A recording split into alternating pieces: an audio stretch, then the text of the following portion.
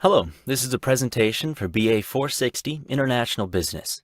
In this presentation, my group members and I will be discussing the background of Egypt, its religion and culture, political, legal, and economic systems, as well as other factors to consider when deliberating whether expansion into Egypt is a sound idea for your company. Without further ado, I will turn the stage over to my partners. Hello, I'm Jamie and I am presenting on the religion and culture of Egypt. So, Egypt is known to be the center for religion and ancient history since antiquity. To this day, religion plays a vital role in Egyptians' modern day society. And Cairo is the actual capital of Egypt, and it is the largest city in Africa. A historical Egyptian religion was comprised of a system of beliefs, rituals, sciences, medicine, mythology, and spiritualism that played a role in everyday Egyptian life. There was a belief in the higher power, and there was also the belief that life continued on beyond death.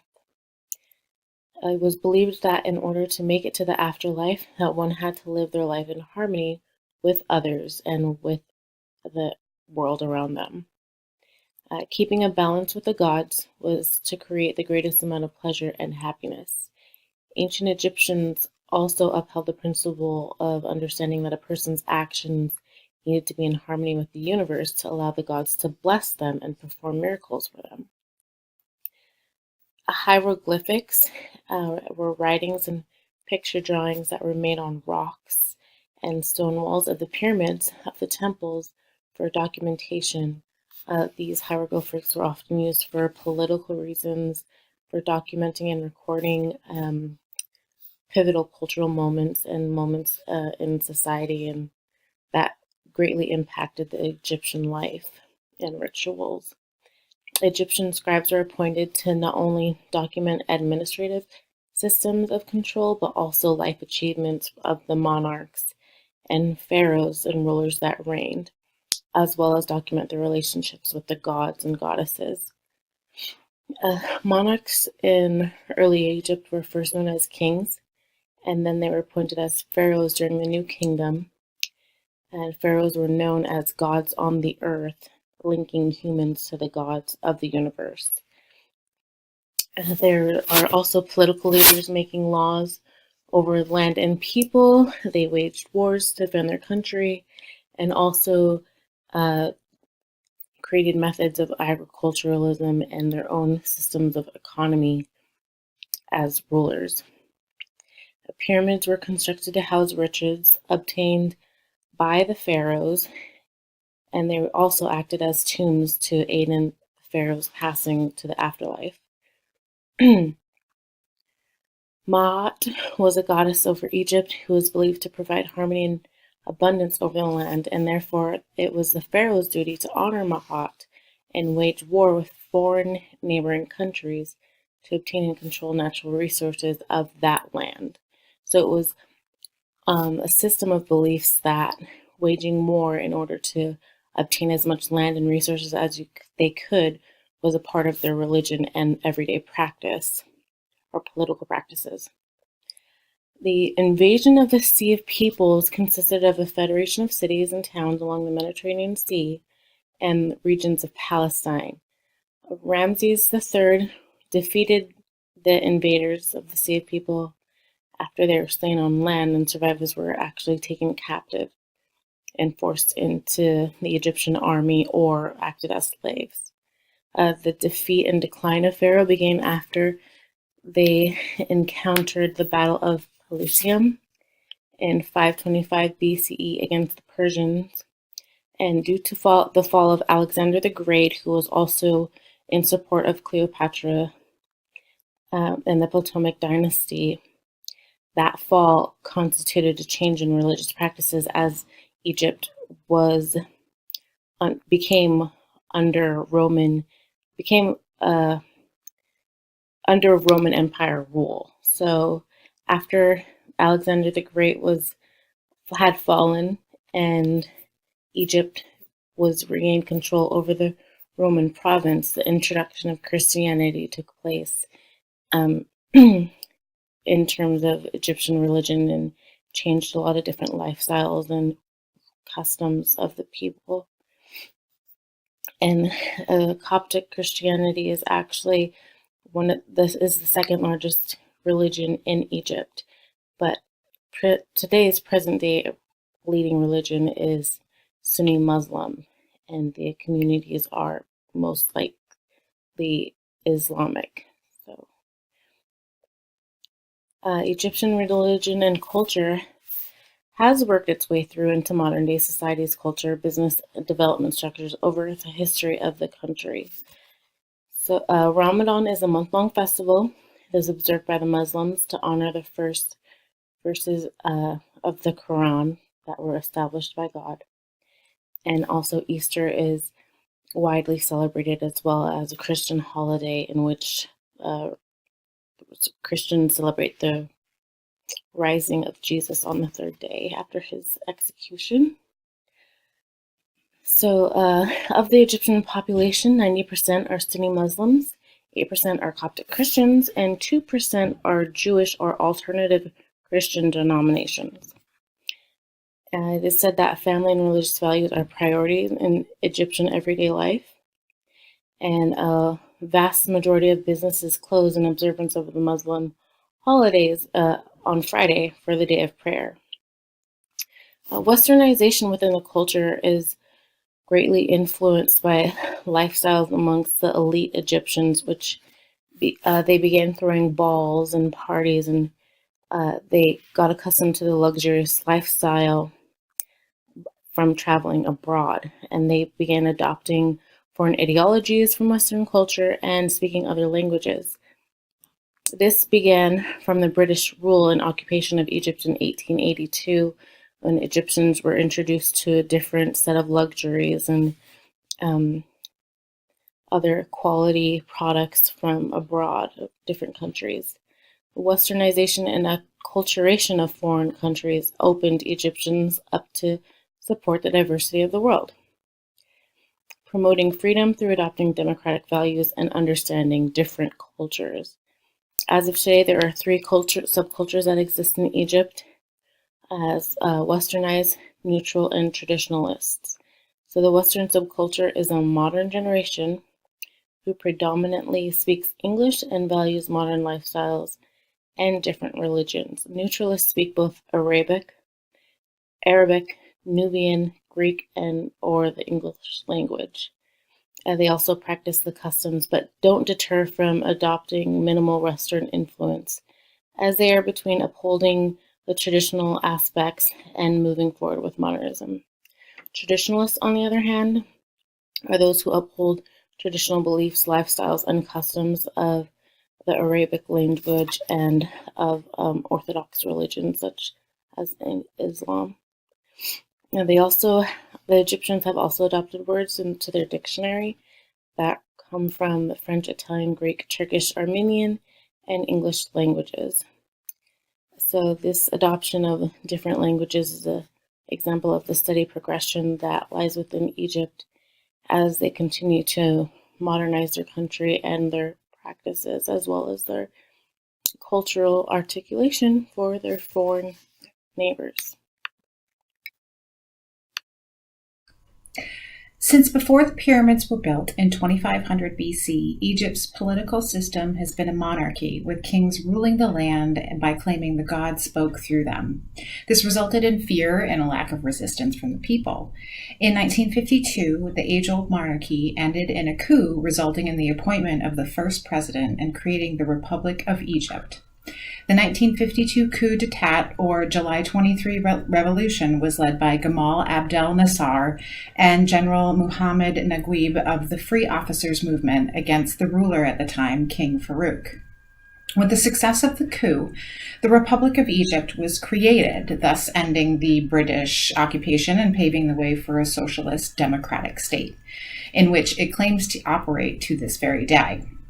The current president, Abdel Fattah el-Sisi, was officially elected in 2014 with 96% of the votes, and again re-elected this year with a resounding 97% of the votes. This landslide strongly suggests that any opposing candidates were somehow ousted from the race, either through verbal or physical coercion, which is a cause for concern.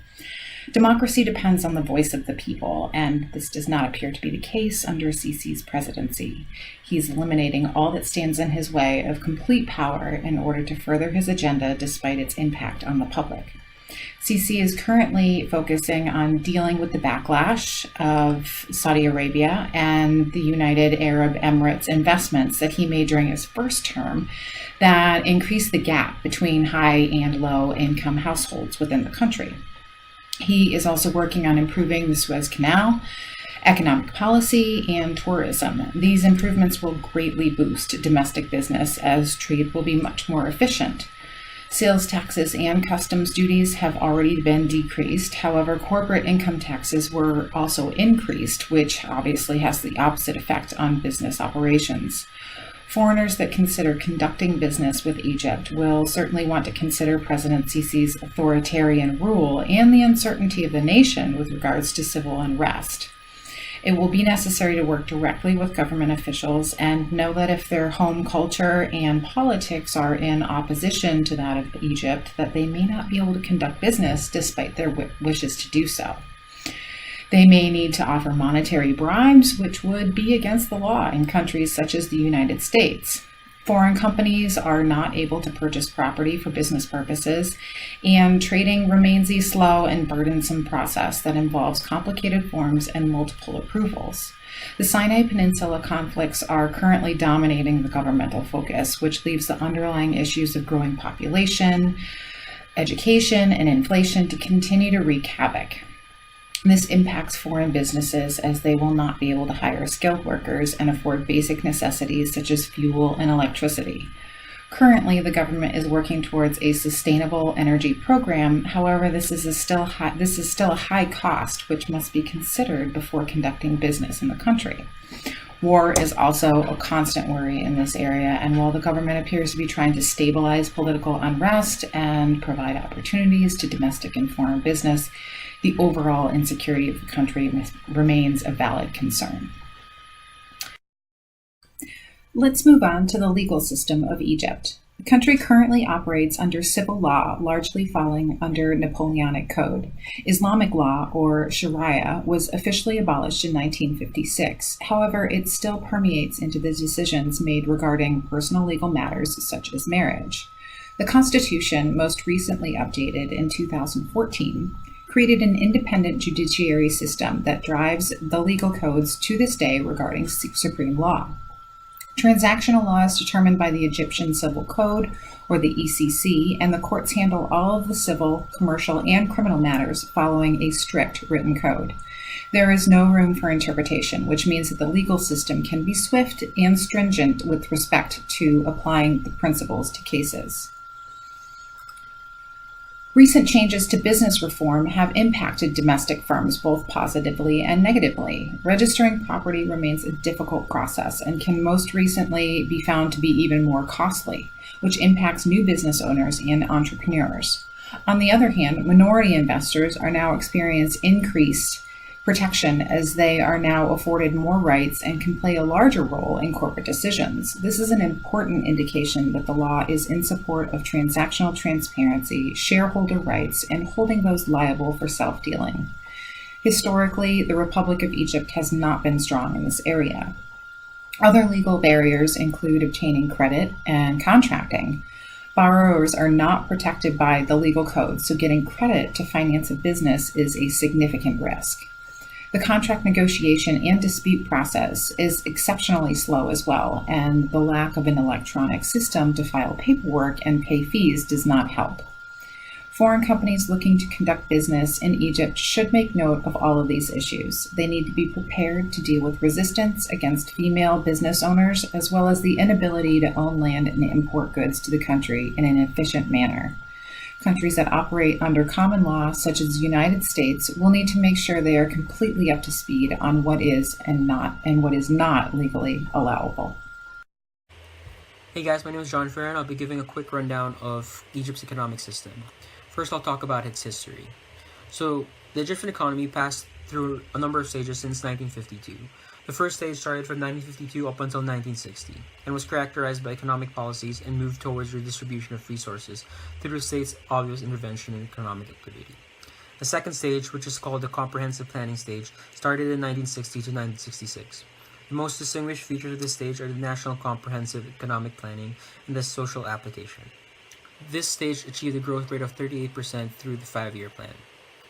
The third stage, also known as the war economy stage, started when the country's economy suffered the problem of funding the plan. Policies served the preparation to liberate the occupied Egyptian territories. The fourth phase started in 1974 when Egypt's economy changed to open-door economic policy. The most distinguished aspects of this stage are the replacement of the comprehensive planning system by annual programs and making use of Arab and foreign capital in development. Today, the economy of Egypt is moving towards a market-oriented approach after years as a planned economy with import substitution. The country has opened its economy to foreign and private investment. Egypt is a recipient of vast amounts of military and financial aid. The military remains both the country's main social and primary economic force. Egypt's economic structure is well developed and diversified among African and Middle Eastern countries. It has a large industry sector, an essential primary sector, and a fast-evolving service sector. As a market-oriented economy, Egypt is implementing structural reforms encouraging foreign direct investment and allowing supply and demand to dictate the distribution and pricing of goods. The government continues to hold some state-owned organizations such as banks. Despite all the growth, Egypt has some problems as well as some implications. One of Egypt's main drivers of instability over the coming decades is population growth. The UN estimates that by 2050, Egypt's population will reach 150 million, and by 2100, a staggering 200 million. Government planning policies have not succeeded in significantly curbing population growth. Population growth, coupled with overextended education system, has meant that the Egyptian youth are increasingly unprepared and unable to enter the job market. As the population continues to grow, Egyptian urban centers will struggle to provide services such as housing, sanitation, healthcare, and education. Meanwhile, the effects of climate change, higher temperatures, changes in rain patterns, higher sea levels, and potential increases in catastrophic weather events create significant threats to the community. To alleviate the adverse effects of economic reforms on the poor and vulnerable and increased investments in Egypt's human capital, the government has scaled up key social protection short-term mitigating measures. This includes higher allocation of food, smart cards, and targeted conditions and unconditional cash transfer programs.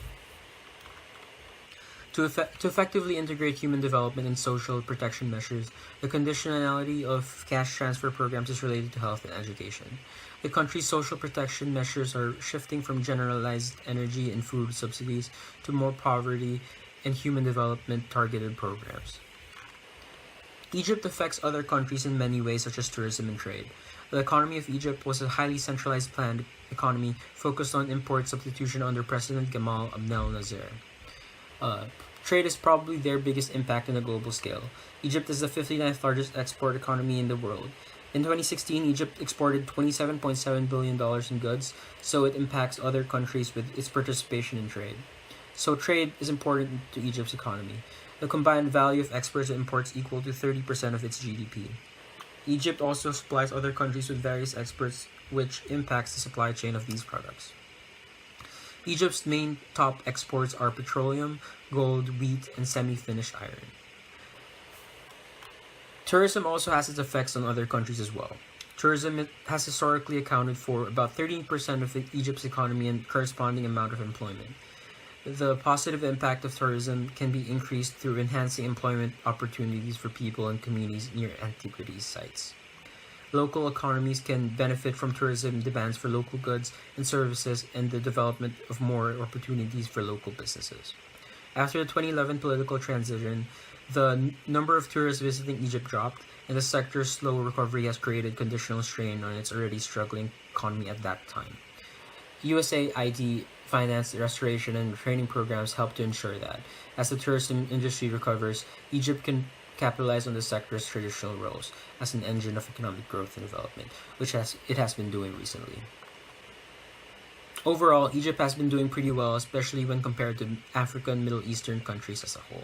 In 2018, the economy has made good progress so far in its fiscal year. In August, operating conditions in non-oil private sectors for the second consecutive months has improved, and at a faster pace than in July. This was due to increased new business inflows from domestic and foreign sources.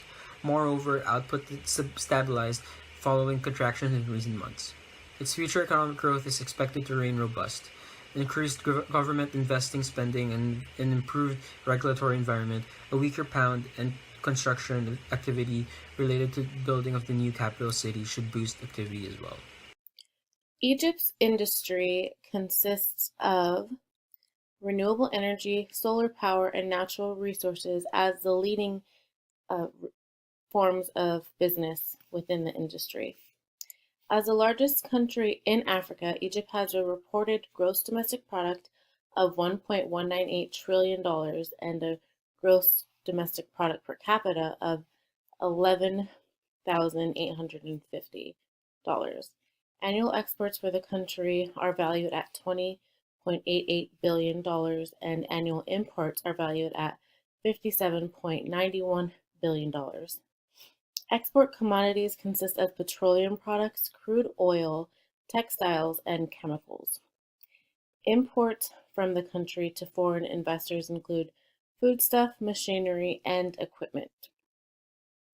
The leading industries in Europe are agriculture, energy, renewable energy, solar power, and tourism.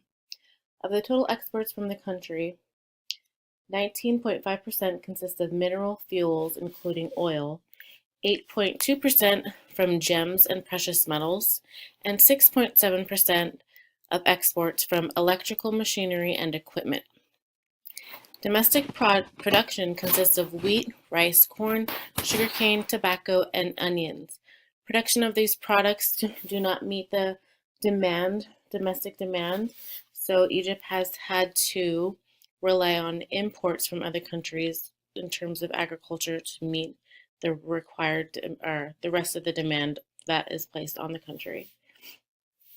In 2015, Egypt had a recorded production of 8.3 million tons of wheat against a demand of 19.6 million tons. So there is a deficit that the country needs to fill, and they do that by relying on imports for agriculture. And this is also because of the limited water supply and resources, because Egypt is a desert area and they have their own challenges with growing grains and different agriculture and providing that for their population. Because of water scarcity threatens the future production of agriculture every year, the country suffers from desertification. Therefore, agriculture productive lands are based in the Nile Valley and Delta, which are near the river of the Nile River. Egypt is making strides to invest in energy resources to sustain their lands and production capabilities, such as solar power, desalination facilities to assist their agricultural industries. Energy and natural resources are Egypt's largest industry and earning industry for foreign domestic investments, and their ability to supply natural resources and solar energy leads the world today. Egypt is a member of the Organization of Arab Petroleum Exporting Countries and currently produces as much as 0.9 million barrels of crude oil a day within their 9 refineries. The largest of these refineries is in the Suez. Together, these refineries process 726 million barrels of refined mineral fuels. And of those refined fuels, exports of $5.1 billion in value were exported to the United States in 2017 alone. Egypt's eastern and western deserts are believed to have approximately 5.7 million barrels in shale oil reserves, and the country is currently transporting their natural gas through a 750-mile long pipeline called the Arab Gas Pipeline. Top importers of Egyptian refined oils in 2017 were Italy, United Kingdom, India, Spain, Lebanon, Germany, and China. Of the country's exports, 10.6% were made to United Arab Emirates, 8.5% of its overall exports to Italy, and 7.2% of Egypt's overall exports to Turkey. These exports range from natural gems and stones to foodstuff, precious metals, mineral fuels, oil, and fertilizers. For the sustaining power of the country's production facilities, Egypt relies heavily on hydropower and wind power to supply electricity. Hydropower electricity along the Nile River with the Aswan High Dam and Hamadi and the Esna dams, which are the three leading stations in the country, producing 21,000 megawatts of electricity. Additional alternative resources in Egypt are known for production of solar power and wind energy as well. The country holds the most annual solar hours for utilization within the desert, and Egypt is a leader in solar energy production. The Benban Solar Park is a $3.5 billion project and is actually the world's largest solar installation with a total capacity of 1.8 gigawatts of power production. Along the Red Sea coast, wind energy is prominent as it holds much potential for increased investment as well. Egypt expects wind energy to account for about 12% of the country's overall electricity sector. And the energy and natural gas industry within the country is the leader in foreign direct investments, particularly from Italy, who is the largest investor within Egypt. Tourism is another leading business leading the industry in Egypt. It accounts for 11% of Egypt's gross domestic product and currently employs 12% of the country's labor force. With their great attractions of the pyramids and the ancient tombs, Egypt has created $1 billion revenue-making tourism industry for themselves. In 2010 alone, approximately 14.7 million visitors toured Egypt, resulting country. Over the years, Egyptian tourism has been taking hits with local populations as they held revolts against President Hosni Mubarak, forcing him to step down from position. And due to these ongoing political battles that happened within that year up to 2013, greatly declined with acts of terrorism that had been involved, and also riots that caused a decline in the tourism industry. One particular incident was a bombing of a flight and the gunning down of an Egyptian tour guide that led to foreign travelers to not partake in Egypt as a potential place to visit. Up until now, the year 2018, Egypt has seen an increase in tourism up to 80% within its revenue. And as of 2017, there was approximately 8.3 million tourists that visited the country. Foreign direct investments in Egypt are continuing to increase. Foreign direct investors are seeking new ways to invest into the country, especially with solar power energy and natural resources. Italy, in particular, Egypt leads Africa as the first destination for foreign direct investments that have totaled $794 billion. In the year 2016, Italy was the top ranked foreign investor with investments totaling $4 billion in projects. $4 billion, €4 billion. Sorry. The Italian government had developed a plan to provide water networks within the country to the lands that were scarce of water supply.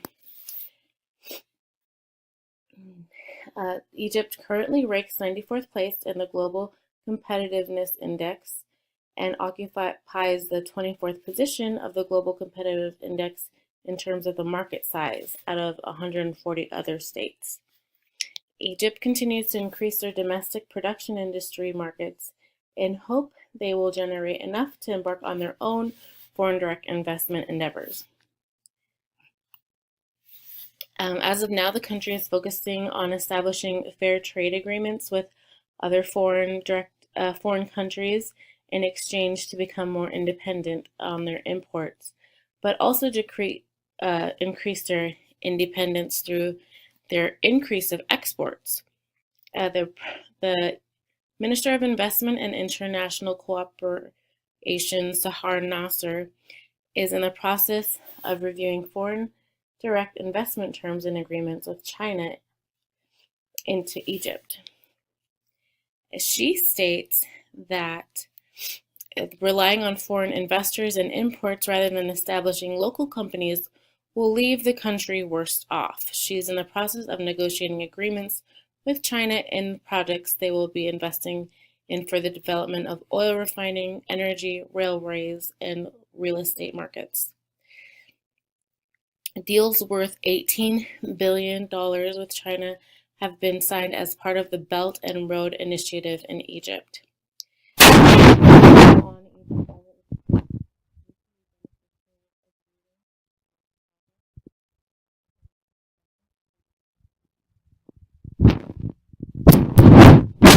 From other countries, they want to become self-sufficient as they are a developing nation, so the more that they increase their awareness of how to do that and explore their natural resources and what advantages that the country has in terms of competitiveness within these industries, they will continue to increase their own foreign direct investment and opportunities and explore what else they can do to lead the country in that way. Egypt only wants to accept these beneficial projects because they're focusing on diversifying their financial sources and also encouraging their local companies to do the same. They want to see more growth within their country and within their business industries. And in order to do that, they need to focus mainly on their local companies and businesses in order to get them to increase their revenue so that they can also make their own investments within their domestic economy before branching out to other foreign markets. And this will help them grow and become independent within these leading industries as well. My name is Austin Bilyeu, and I will be discussing advertising in Egypt. The first thing that I'd like to talk about is holidays. So advertising and marketing a product in another country always presents unique challenges. When marketing, you must not only consider the aspects that will make your product appealing to customers, but you must ensure your marketing campaign follows all governmental regulations. Egypt has a culture that is vastly different from Western culture here in the United States.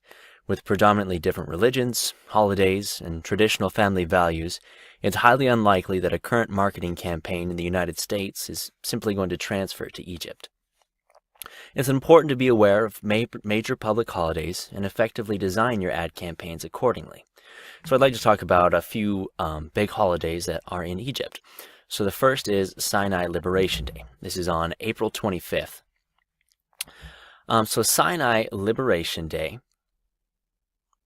it commemorates the final withdrawal of Israeli troops on this date in 1982, and this returned the Sinai Peninsula to Egypt.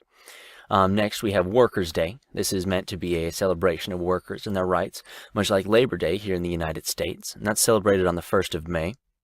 Next, we have Armed Forces Day, or Victory Day, 1973. This happens on the 6th of October.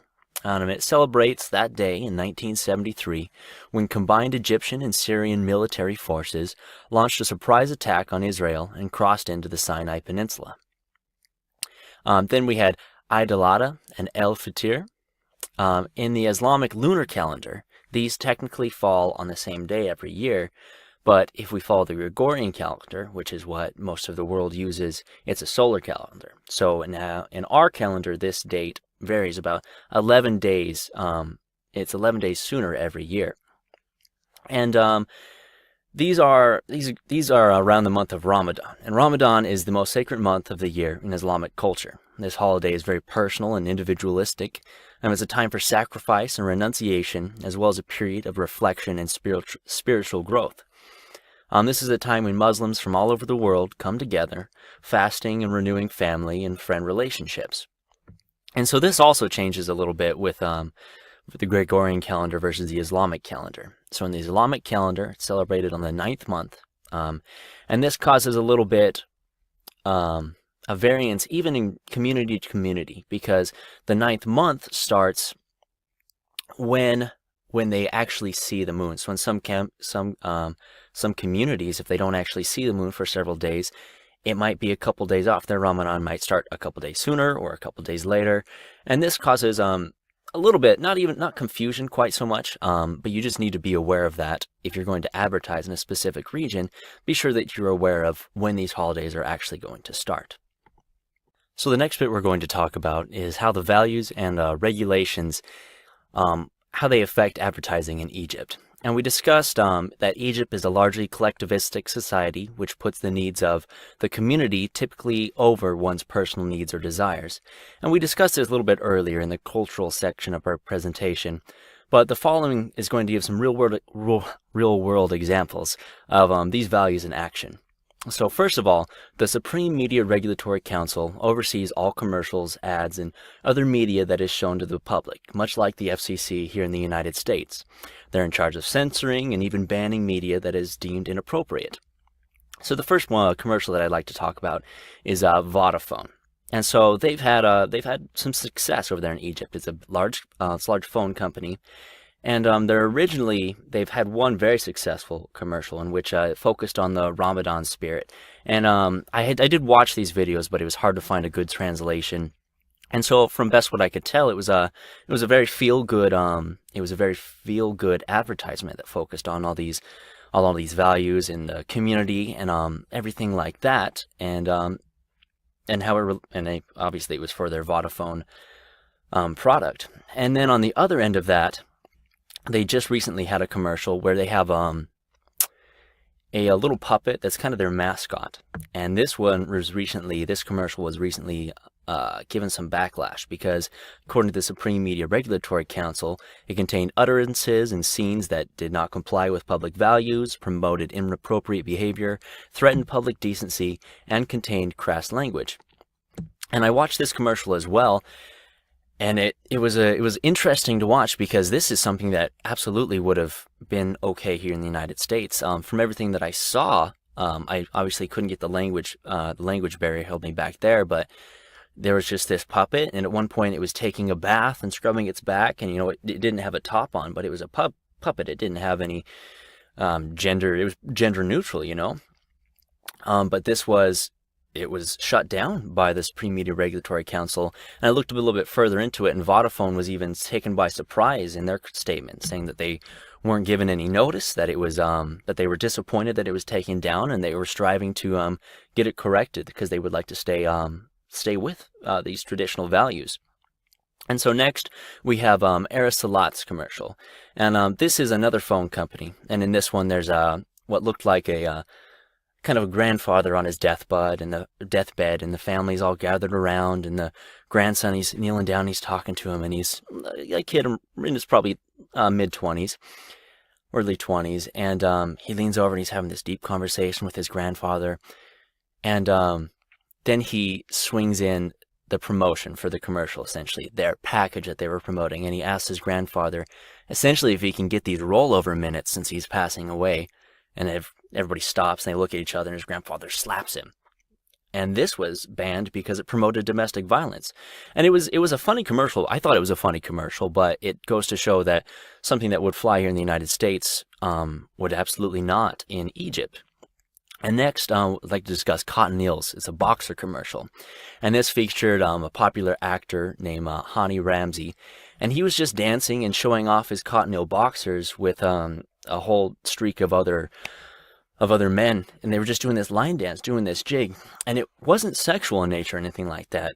As far as I could tell, they were just dancing and enjoying the comfort and style that came with these boxers.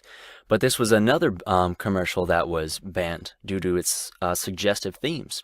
And so these are pointing out reasons why it's important to include on your local marketing team someone who's has experience in the Egyptian culture, and you need to test your ad on small groups. That way you can avoid a negative perception of your products.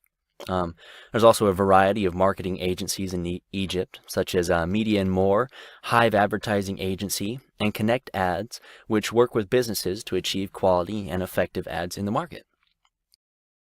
In conclusion, we'd like to say that conducting business in any foreign country is complex.